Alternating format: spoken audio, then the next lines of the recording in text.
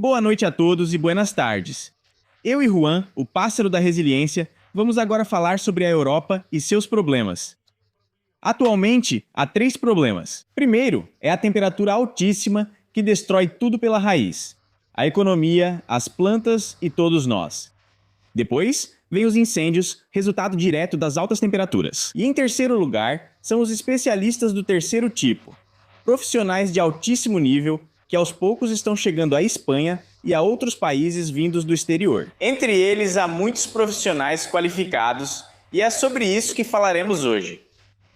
Inscreva-se no canal para não esquecer, e se você ainda não se inscreveu, isso é surpreendente. Então vamos lá. Milhões de europeus enfrentam uma nova onda de calor extremo, segundo relatos.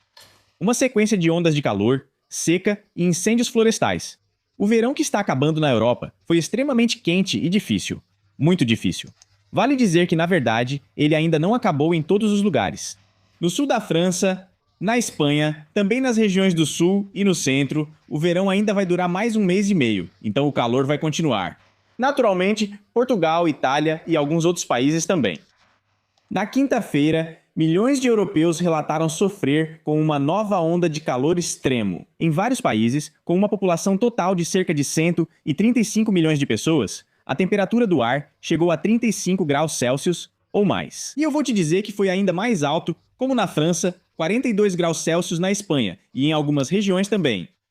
No Reino Unido, registraram o dia mais quente do ano. Parece até coisa do inferno. A Europa agora é o continente que mais esquenta. Provavelmente é a Eurásia, não a Europa, mas deixemos isso para a consciência dos jornalistas. Os países se prepararam mal para esse calor. Apesar de os cientistas já terem dito antes e ainda dizerem agora que tudo isso só vai continuar e piorar. As autoridades de alguns países, cidades e vilarejos ficam de braços cruzados e pensam: poxa, é verão, calor, no verão faz calor. Como assim? Não é possível. Parecia que ainda agora estávamos lidando com nevascas, só em maio aprendemos a lidar com elas, e de repente já está esse calor. Como assim? Não, vamos esperar mais um pouco. Vamos nos preparar mais um pouco. E nos dizem que o calor anormal e a seca, além de causarem incômodo às autoridades, também provocam incêndios florestais. Isso levou à morte de milhares de pessoas, além do fato de que a economia está sofrendo muito. E, de acordo com a análise do FPI, baseada nas previsões do Serviço Meteorológico Alemão, cerca de 340 milhões de pessoas enfrentaram esse mesmo problema, e a Europa está literalmente sufocando com o calor. Aliás, se você ouvir algum ruído de fundo durante o meu vídeo, não é um zumbido nos seus ouvidos, nem um problema no microfone, é o ventilador ligado aqui, porque está quente, muito quente. E eu tenho que usar o que está à mão, então peço que compreendam. E agora, na cidade francesa de Chaudomillon, o termômetro chegou a 42,5 graus Celsius. No geral, se você colocar uma frigideira ao sol, dá até para fritar alguma coisa. Em Paris, a temperatura do ar chegou a 38 graus. Na Itália, uma nova onda de calor, segundo as previsões, vai afetar 29 milhões de pessoas. Naturalmente, a Península Ibérica também está sofrendo. Em partes da Península Ibérica, a temperatura atingiu 37 graus. E no Reino Unido, o Reino Unido está ficando parecido com o Paquistão, com temperaturas de 36 graus Celsius. Naturalmente, aqui temos calor, a agricultura sofre, a economia também, e ainda há incêndios. O que temos de informações sobre os incêndios? Nas imagens de satélite, dá para ver como a Europa está mudando de cor por causa do calor. Aqui dá para ver claramente que, na verdade, não há nada de bom nisso. Até mesmo no território do Palácio de Versalhes, a França se destaca na imagem de satélite como um oásis. E ao redor, como você pode ver, está tudo seco, amarelo, sem vida. No Danúbio, o segundo maior rio da Europa, o nível da água em alguns trechos caiu para o mais baixo dos últimos 30 anos. Em Budapeste, que fica na Hungria, o nível da água do Danúbio pode chegar a 8 metros, mas agora, em alguns lugares, está com menos de 20 centímetros. Não no centro, mas ainda assim. Nos rios. O rio, que antes era uma das principais vias de transporte, agora está se transformando em algo parecido com um filete de água que pode ser atravessado assim a pé. Esse ciclista atravessa tranquilamente o Danúbio Aval, sem problema algum. O baixo nível da água revelou tesouros agora buscados, mas nosso foco são os problemas econômicos diretos e indiretos. Hungria e Romênia afirmam não ter água para resfriar seus reatores nucleares. Vamos falar agora sobre energia. também não está tudo bem com ela, e há muita coisa que precisa ser consertada por lá. Além disso, o calor nos Alpes acelera o derretimento do gelo. Após um inverno mais quente, a neve nas geleiras ficou abaixo do normal. E se isso continuar, a massa das geleiras, como eu já contei, não vai se recuperar. Consequentemente, elas vão ficando cada vez menores. E isso já está acontecendo. Por exemplo, o topo da geleira do Ródano, na Suíça, recuou 50 metros em comparação com o ano passado. E até o momento, na Europa, durante essa onda de calor, infelizmente, morreram 16 mil pessoas a mais do que o normal. A maioria dessas mortes foi na França, Bélgica e Alemanha. As pessoas lá não estão acostumadas com isso. Se na Espanha, Itália, Portugal e França, mais ou menos todo mundo entende o que fazer com o calor, nos países onde não havia esse problema, a pessoa sai, sente tontura, pensa, tudo bem, vai passar. Mas não vai passar. Aqui devemos aplicar todos os métodos aprendidos nos livros escolares. Em biologia, se não me engano, desenhavam lá o golpe de calor e a insolação. Como lidar com isso? Até hoje, nem todo mundo sabe que o golpe de calor não vai passar sozinho. Você pode, claro, esperar passar, mas isso é perigoso. Mas o calor? Esse calor leva a incêndios. Eles ainda estão acontecendo e muitos animais estão morrendo. Centenas de milhares de hectares estão sob ameaça de desaparecimento das florestas, além da fumaça e de tudo mais. No geral, a ecologia e a economia na Europa ainda enfrentam problemas. A presidente da Comissão Europeia, Ursula von der Leyen, afirmou no sábado à tarde que a Europa está em alerta máximo contra incêndios. Mas é simplesmente uma pessoa maravilhosa, capitão óbvio, almirante claro e óbvio, em uma só pessoa. Eu e Juan ficamos surpresos porque ela ainda não foi nomeada como alguma chefe suprema da Terra. Governante principal, general feldmarechal, major-almirante ou algo assim. Pensamos nisso. Na França, autoridades informaram que no sábado, mais 100 moradores foram evacuados das proximidades de Lignon, no departamento sudoeste de Landes. Na verdade, estão evacuando ainda mais pessoas de várias cidades. E para combater a propagação do incêndio, agora foram mobilizados 550 bombeiros. E tudo isso parece um apocalipse. Se você já assistiu ao filme Mad Max, é exatamente assim que parece. Aqui é um deserto, carros, só falta mesmo as brigas por petróleo. Aliás, elas já estão acontecendo. Não na Europa, é verdade, mas mesmo assim. Na cidade alemã de Rive, estão evacuando 1.800 moradores. E acredita-se que aqui ocorreu o maior incêndio florestal da história, porque é de cair o queixo. E na Alemanha, além disso, na Espanha, na região de Aragão, o incêndio continua a queimar.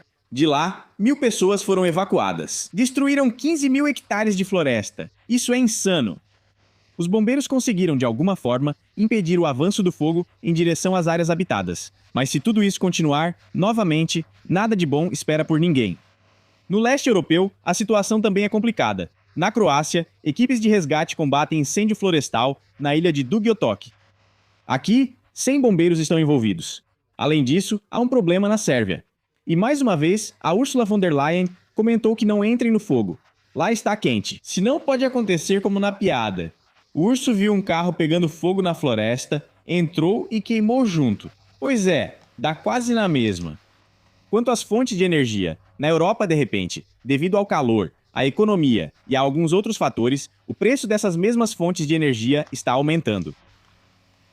A Europa está enfrentando uma dupla pressão, nos dizem, por causa das mudanças climáticas e do risco de aumento dos preços das fontes de energia. Os países gastam dezenas de bilhões de euros anualmente para se adaptar às condições climáticas extremas, enquanto enfrentam problemas no fornecimento de gás. Eu falei sobre isso para vocês em outro vídeo. Provavelmente vou mostrar o link para ele aqui em algum lugar, se eu não esquecer, aqui. Deixa eu ver onde mostrar. Aqui vai estar o link. Aliás, inscrevam-se no canal do Telegram. Aponte a câmera do seu telefone ou smartphone para ele, e você vai direto para onde precisa. Ou então, na descrição do vídeo, tem um link para quem está me assistindo de um dispositivo móvel. Você também acessa direto o canal do Telegram. Agora vou mostrar um vídeo que mostra problemas de alguns espanhóis. Então é isso. A Comissão Europeia declarou que os Estados-membros da UE precisam investir cerca de 70 bilhões de euros por ano até 2050 para se adaptarem às mudanças climáticas. Isso aumenta a pressão nos orçamentos públicos já sobrecarregados.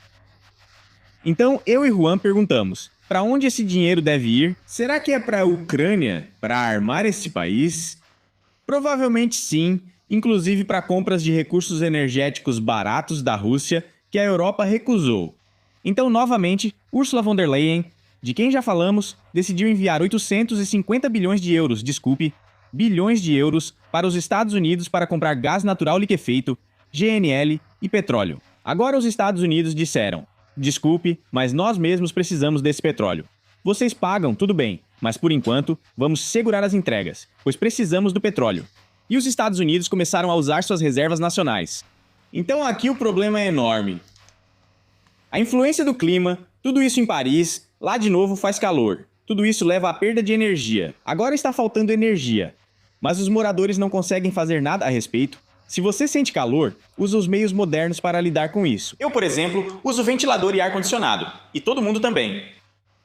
A Europa se prepara para possível alta nos preços de energia no inverno. De acordo com dados de uma das organizações, os estoques de gás nos depósitos atualmente representam apenas 59% da capacidade, o que é significativamente inferior à média para o mesmo período em anos anteriores.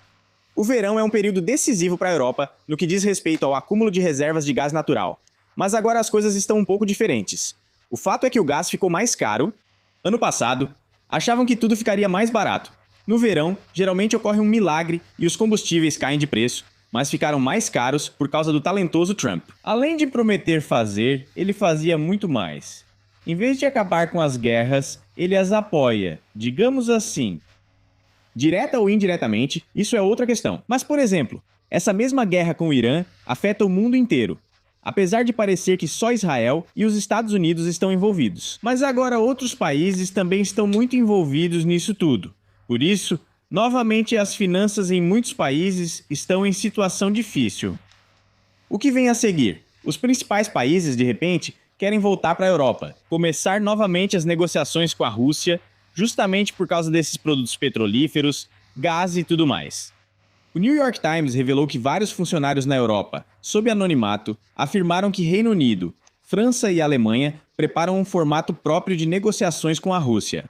Alega-se que isso está sendo feito principalmente por receio de que o presidente Trump não envolva os europeus nas negociações com a Rússia. Isso é ótimo. A Alemanha e a França desempenham um papel crucial em tudo isso, já que o governo do Reino Unido ainda não está certo sobre sua posição. Isso é estranho, pois se há perigos, isso é crucial, já que o governo do Reino Unido ainda não definiu sua posição. Alguns problemas, bem, decida. Primeiro você precisa saber se deve estar envolvido nisso ou não, e só depois tomar uma decisão. Mas ao que parece, querem ficar em cima do muro, sentar em duas cadeiras ao mesmo tempo, ou talvez até em mais de duas, por isso acaba acontecendo do jeito que acontece. E aqui nos dizem que se os países europeus conseguissem chegar a uma posição comum de negociação e conduzir negociações reais e independentes com a Rússia, isso poderia servir de apoio para a Ucrânia. Veja, novamente falamos sobre a Europa, o The New York Times, e de repente a Ucrânia volta ao centro. Não é necessário solucionar seus problemas na Europa. Incêndios, economia, bem-estar da população. Vamos financiar uma guerra que já dura mais do que a Grande Guerra Patriótica. Por que não? Talvez precise de mais uns 10 anos ou até 20. Depois, nos livros de história desenhados em pergaminho, daqui a uns 50 anos, uma nova geração, adorando de novo todo mundo possível, vai estudar a história mais recente. Ah, uma guerra de 100 anos, maravilhoso. Então, sobre os Estados Unidos, nos dizem que se de repente a América não se envolver na questão ucraniana, os países europeus vão se envolver. Mas ataques aéreos já estão acontecendo aqui. Isso não nos interessa, pois estamos falando de paz mundial e queríamos falar sobre a assinatura de um acordo de paz com a Europa, ou pelo menos um acordo energético. Mas começaram a nos falar sobre a Ucrânia, por isso, vamos pular esse momento.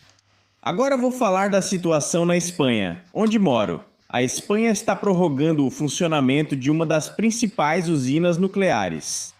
Autoridades espanholas dizem que prorrogar Almaraz não traz riscos. Pode ser possível abandonar a energia nuclear até 2035. Provavelmente, a experiência da Alemanha, que abandonou a energia nuclear e recentemente, pelas próprias mãos dos alemães, desmantelou a última usina nuclear restante e ainda por cima uma usina bastante grande, não ensina nada às pessoas. Esses defensores do meio ambiente fazem um ótimo trabalho. Mas lembro que na Europa existem cerca de 10.000 turbinas eólicas de materiais compósitos sem destino certo para descarte. Ninguém considerou isso. E de repente surge o problema de custos adicionais e do impacto ambiental, que está longe de ser positivo. Por isso, eu e Juan continuamos sem entender. O sombreiro do Juanzinho está diminuindo, ficando menor, assim como a economia, na verdade, de todo o mundo. 2 reatores estão programados para serem desligados até outubro de 2028, e o próprio setor nuclear fornece 20% da eletricidade da Espanha. Depois que danificaram o cabo no ano passado, houve blackout por uns 2 dias na Espanha, Portugal e partes da França. Parece que querem repetir isso. Vamos escurecer tudo e abrir mão disso. Por outro lado, na Espanha dá para usar recursos verdes. Aqui tem sol pra caramba e dá para literalmente fazer esse painel solar do nada e colocá-lo para funcionar. Mas em outros países, que dependem mais da influência do clima e das condições do tempo, aí surge uma grande dúvida. E por fim, tem mais uma coisa. O problema é que aí começam os problemas territoriais para a Europa, especialmente na própria Espanha. Ela faz fronteira, em seu esclave na África, com o Marrocos. Os esclaves são Ceuta e Melilla, e de repente, no Marrocos já estão dizendo: vocês sabem, isso é nosso antigo território, vamos resolver essa questão de alguma forma. Na Espanha, optaram por não agravar a situação e afirmaram ser melhor evitar tensões. Mas elas parecem crescer. No Marrocos, mais de 100 imigrantes foram detidos na fronteira com Ceuta, esclave espanhol, polícia marroquina. Vejam quantos especialistas valiosos. Aqui temos geólogos e professores. Eu vejo um dos físicos nucleares famosos. Ali está ele. Ele tem uma reação em cadeia desenhada na camiseta dele, bem na frente. E atrás, acho que vejo especialistas em química, física e biologia. São eles que estão vindo agora. Entre os detidos, só 2 são súditos do Marrocos. Os demais são de países ao sul do Saara. Ou seja, com uma grande formação, experiência de trabalho, hard skills, soft skills e outras habilidades necessárias. Em Ceuta agora há 500 policiais do exército. E antes eu já mostrei isso. Cerca de 70.000 pessoas queriam entrar nesse território maravilhoso. Agora vamos dar uma olhada no canal do Telegram. O meu novamente vamos mostrar aqui. Sobre esses mesmos... Onde é isso? Onde fica isso? Ah, Mestre Macron foi descansar nesse. Na Espanha. Você vê durante o incêndio lá... Economia. Mas isso não interessa. Mestre Macron está descansando de moto. Já os especialistas com muita experiência, com grande experiência de trabalho, estão justamente fugindo, tentando ir para a Espanha. São pessoas incríveis e especialistas valiosos, com grandes habilidades físicas, tentando ir para a agência de emprego.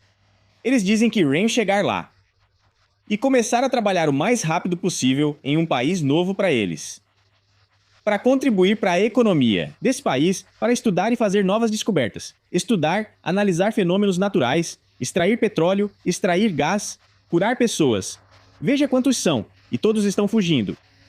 Ali eu vejo vários médicos, neurobiologistas, neurocirurgiões também estão fugindo. Um especialista em química molecular. Ele é de química coloidal analítica. O matemático ali de capuz. Ele só cobre os olhos para se concentrar nos pensamentos sobre o teorema de Fermat. Acho que é isso. Nem sei ao certo.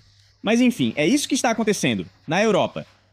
Escrevam o que vocês pensam sobre isso. Eu e Juan nos despedimos de vocês. Não dizemos adeus, dizemos até logo. Obrigado por...